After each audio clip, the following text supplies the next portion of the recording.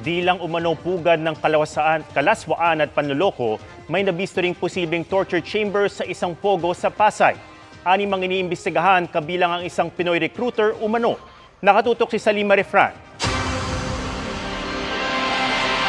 Bakas pang natuyong dugo sa isa umanong torture chamber sa niraid na pogo sa Pasay nitong Biyernes. Sa pader, may ginawang sabitan ng mga posas.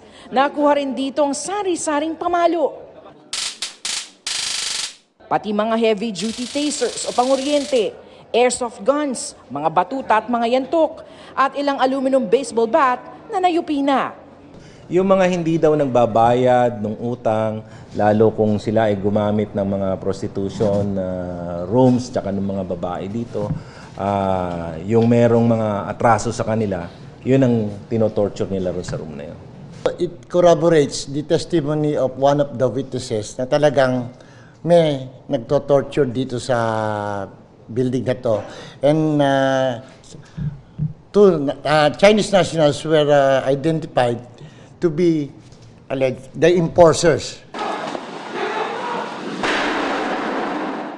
Biyernes ng gabi, ni-raid ng PAOK at Iyakat ang pogo na prostitution din at scam hub din daw pala.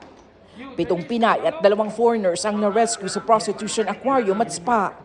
May menu ng sex services na naka-Chinese characters. Cashless raw ang mga transaksyon at bawal ang outsiders. Doon din daw nakatira ang mga empleyado. 6 ang nakatakdang i-inquest para sa sex trafficking. 5 Chinese nationals at 1 Pilipino na recruiter pa umano. Sila ay na-recruit sa pamamagitan ng Facebook. Needed ng encoder. Pero nung actual nila pinuntahan, nalaman nila na ang magiging trabaho nila ayun nga isa sa mga ipoprostitute dito. May nahuli pa mga miyembro ng Special Action Force sa 3 Chinese na nagtanggang tumakas sa pagtalon mula sa gusali. Samantala, nagsimula na ang immigration inquest para sa halos 500 foreign nationals para sa mga paglabag sa kanilang pananatili sa bansa. Nakikipagtulungan din daw ang Pasay City Police sa iniutos sa investigasyon ng DILG dahil ang gusali ay malapit lang sa police station at City Hall. Sabi naman ng PAOK, nagbigay ng intel sa kanila ang Pasay Police para sa operasyon.